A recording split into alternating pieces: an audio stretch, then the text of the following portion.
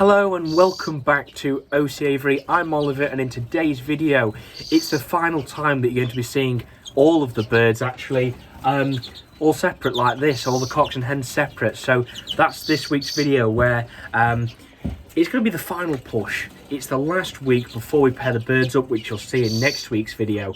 So all of the birds, we're just going to do the final bit of preparation just before we pair them up. And really how I'm doing that as well. We'll also be candling a few canary eggs. So as you know from last week's video, we actually have the canaries on eggs, or a few pairs of canaries on eggs. So I'll be candling their eggs, seeing what's full and what's clear. I don't know yet, I haven't looked. So that's going to be a surprise for me as well. So fingers crossed all is well. And then a few other developments over this past week. And actually I've ordered my rings now, and I've got my rings. So we'll talk about that a little later on. And then we also have a bit of bad news to talk about, which we'll talk about a little later on in the video. Nothing to be too concerned about, so I'll just talk to you about that a little later on.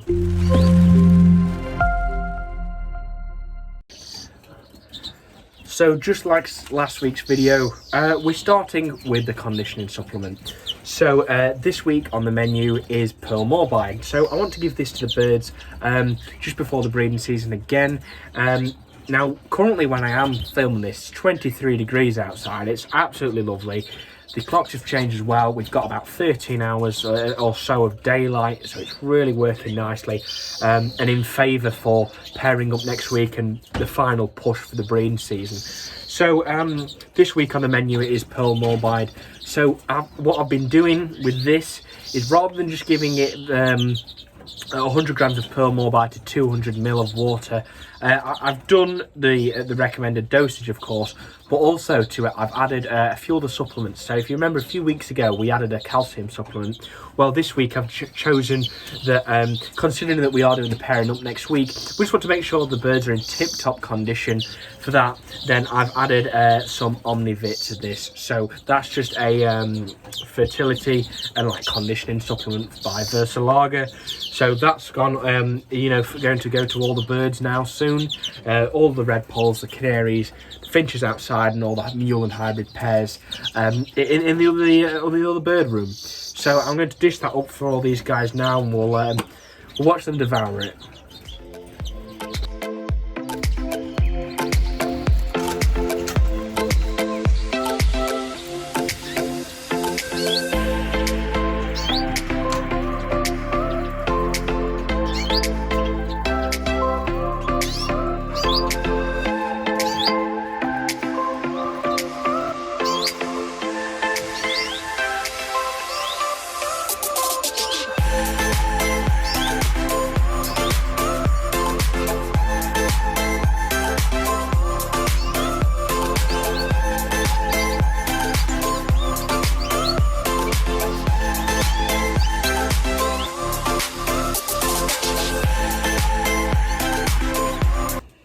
So as you've just seen, the birds have loved the Pearl Morbide, and I tell you what, one of the best things about it is the fact that it hydrates the birds when it's hot.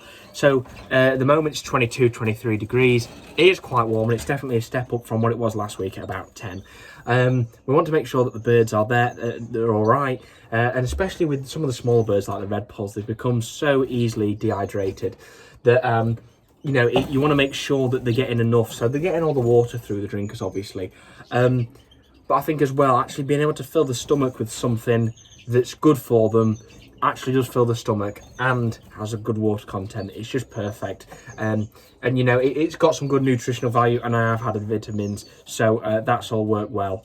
And that's great. So that's keeping the birds hydrated. So I would recommend, obviously, if you do, if your bird's room is quite hot and quite warm, especially when it is warmer as well, then just make sure your birds are hydrating. You're giving them, it doesn't have to be Pearl Morbide, but something just to hydrate them a little bit more, because you don't want to be having issues with that. Now, not only is it important to hydrate your birds, but it's also just to make sure that they can get out of the heat. So I do, have cover on all of these cages where the birds can get out of the sun, and it is good to have areas where they can, because it is good for them getting the vitamin D, but also to do that. But it's also important to just help them regulate their body temperature, because especially when it's really hot like that, you don't want the birds suffering. So I've just added some nests to all of the birds, well, some of the birds, sorry. So I've put some on here, and I've put some down for the canaries. I'm going to add some more in a minute. I just thought I'd just film halfway through, and we'll take a look at some of the birds bathing. It's really good. Obviously, it keeps their body temperature more easily regulated, and the birds are cooler and more comfortable. But also, it does the feathers a world of good, and is really good for conditioning.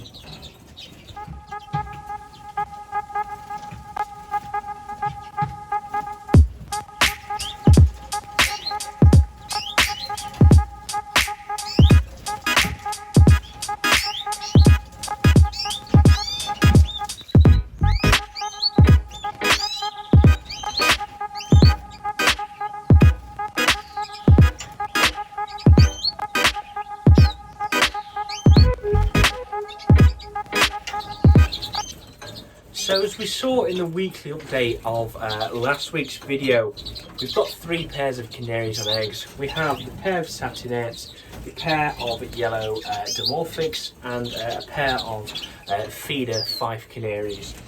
So now they've been sat on eggs a week, so I feel that now would be the best time to candle them and to see if they're full. Really, I don't want to be leaving a hen sat on eggs if they are clear, because it's just wasting 2 weeks, and I'd rather remove them after a week or so if they are clear, so she can be ready for another round sooner. And obviously, if they are full, then perfect. They'll be hatching next week, and you'll see that in probably next week's video, along with all the pairing up and everything else. So we'll get straight to it. We'll do the fife first, then we'll do the yellow mosaics, and then we'll do the satinets. So starting off with the 5 eggs, we've got the nest here. We've got 4 eggs in here. I know that last week's video you didn't see all of them just because you hadn't laid them all yet. So got myself a little torch here, really ideal, and it's cut out. Oh, and there it is. Okay, thank God. Right, we'll get to candling them. So you just want to really, I get the more flatter end of the egg, and just put that underneath and see what's going on. Okay, now you might not be able to see this too well on camera. That's just because it isn't dark enough. But if I move that there, I don't know if you can make out, but there's definitely some development, and we've got blood vessels. That's good. So that's 1 full egg. Come to this one. Ah, perfect. Probably a better example. Try and lie that flat. So as you can see, we've got a red glow, and you can see some blood vessels there. So that's another. So that's 2 full. I'm just going to do that. We've got another 3rd full, and there's one more. I just want to check on that. I would say that's clear. As you can see, looks like there is actually a hole in the side of that. Looks like she's perhaps caught that, but either way, that is empty. Well, I am going to leave it because we've got a nest of 3 full eggs, which is great. So we're going to get them back in for the hen now. She can get sitting on them. So she's been sat on them about 5 or so days, which is perfect. So that's that. So the first nest, I'll feed her 5 canaries, got 3 out of 4 full eggs. So now onto the yellow dimorphics. So they're on 4 eggs. We saw that in last week's video. Again, same little torch, same technique, and we'll just get them candled and see how it's going. Okay, first egg is clear. Well, we'll have to see. That's the first egg of 4, so let's hope the others. Perfect. There you are. So that's full. I don't know if you can see that. At the front we have blood vessels. It's very dark at the back. So that's another yellow dimorphic. So that's the first full egg. Third is clear. So we've got at least 1 full. Perfect. And a very dark egg indeed. That's another 1 full. So 2 out of 4 on that one. Can't say I'm disappointed because that's really good. I am pleased. Really, with canaries, I would expect, at least in the next round or so, a few more. But these are both current year pairs essentially. They haven't bred before, and they're all last year's birds. Cockbirds have never threaded a hen before, so this is actually really the first time. So overall, 2 out of 4. Well, 2 out of 4 for the yellow dimorphics. I can't grumble at that. I'm pleased with that. So that's great, and they'll be hatching next week. So you'll definitely see that in next week's video. They'll be hatching. And then we have the red-eyed satinets. As you can see, she's on the nest just there. So we'll have to move her off the nest. Okay, so there's 2 eggs. This pair. Not overly worried. Again, first time breeding this pair, both the hen and the cock, and that's for all of them. So we'll just give the eggs a candle and fingers crossed they're full. So there we are. Okay, first egg. So this has been sat on a few days. That's clear. Not to worry. Second. Okay. Well, that's 2 clear eggs, right? So in that situation, the hen's been sat a week now. They aren't going to develop because they would have developed by now. She laid them a few days after the yellow dimorphic or so, you know. So really, they aren't going to develop, and I don't want to leave her sat on the eggs. I know some breeders would say to maybe leave them the full term, but I don't want to have her sat on eggs that are clear because she's not going to get anything out of it. And all that's going to happen is that she's going to be spending her time doing that when I could be maybe getting her on some more eggs that are full. So with that, the best thing I think I can do now is remove those eggs. We'll get her on a calcium supplement again. We'll get the cockbird on some fertility supplements because obviously they are clear eggs, and go from there. And let's hope by, you know, in a week's time or so we might be getting some movement again. Fingers crossed that they'll be full for next time, and she will go back down. So it is a bit of a shame that the red-eyed satinet canary pair, they had 2 eggs and both were clear. Not too surprising, I guess, because it is a young pair, both young hare and young cock. All of the feed canaries are actually young birds. Just thought it'd be the best opportunity to get some younger ones, so we have them for a few years. But either way, I'm not too concerned either because we're in April. It's just turned April. It's actually April 1st when I'm filming this. So that sort of stuff is expected to happen. I don't think any breeder can say that they don't get clear eggs because everyone does. You know, that's canaries, that's natives, that's zebra finches, that's everything pretty much. You're gonna get clear eggs most likely at some point. But it's April. These pairs have only been built up and in real good condition the past 2 weeks or so because yeah, what else can you expect? I've prepared them for this sort of time. So they're going to be breeding over the next few months. So either way, that's happened. So we're going to get some calcium supplement in for her, just to make sure that when she does come to lay the next clutch, she's got plenty there and it isn't harming her in any way. And then for the cockbird, well, we'll get him on some fertility supplements and conditioning supplements because, you know, maybe he's just lacking it and he's just not as further forward as the hen. And fingers crossed. But either way, we've got 8 eggs, and of 8 eggs between 2 pairs, a feeder pair and a yellow dimorphic pair, 5 are full. I can't complain. So actually, they'll be hatching all next week at some point later on in the week. So fingers crossed that it all goes well. And actually, that does bring me onto the rings.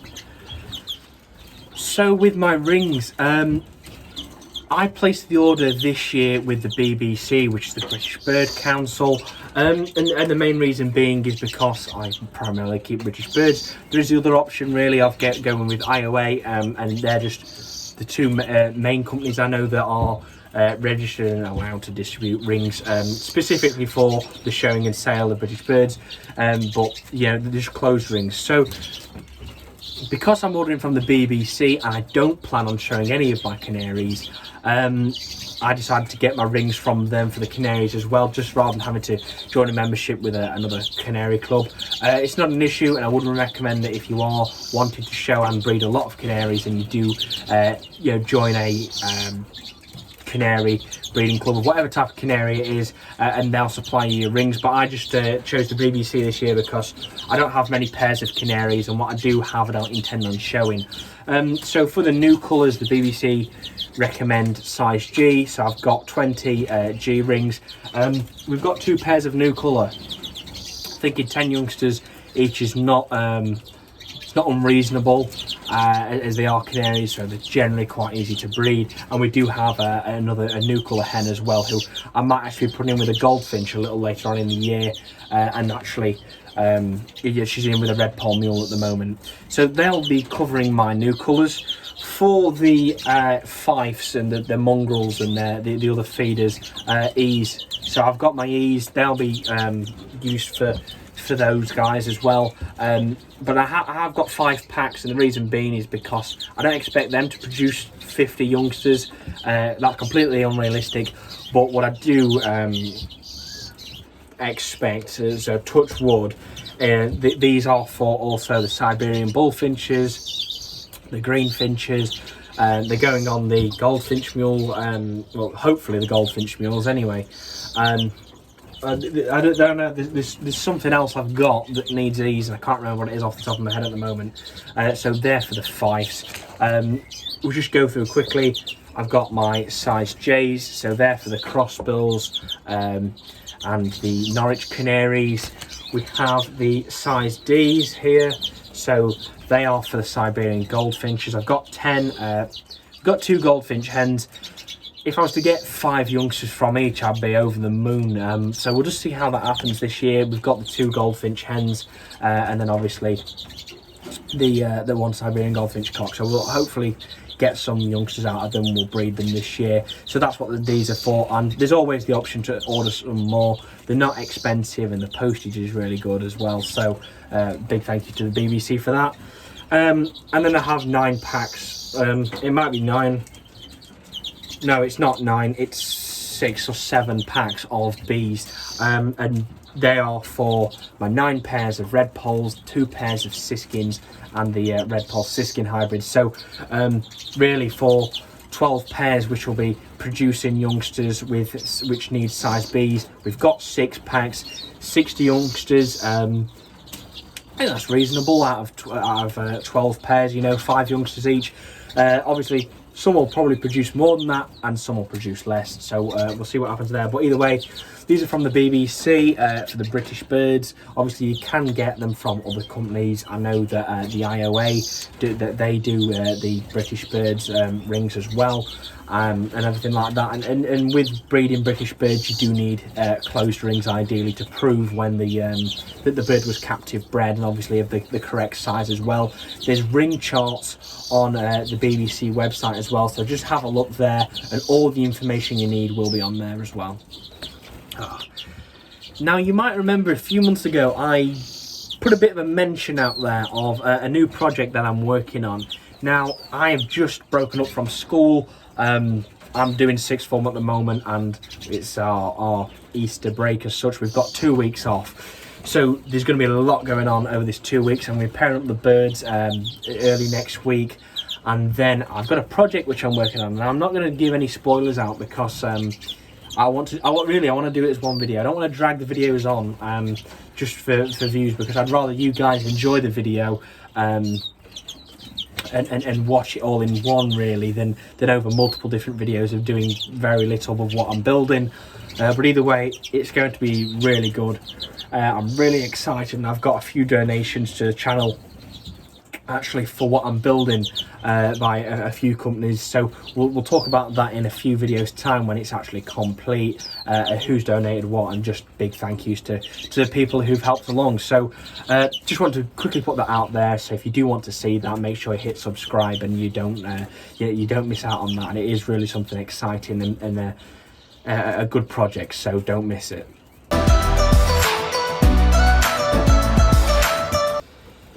So in this week's weekly update, we've had a few changes in the bird room, and we're going to start it on a positive note, and then I'm just going to have to explain a bit of a quick incident that happened actually this morning, which we'll talk about a little later on. So actually, as far as it comes this week, and we have seen this video, so we've actually got the pair of yellow dimorphics on 4 eggs. We've got the pair of 5 feeders on 4 eggs.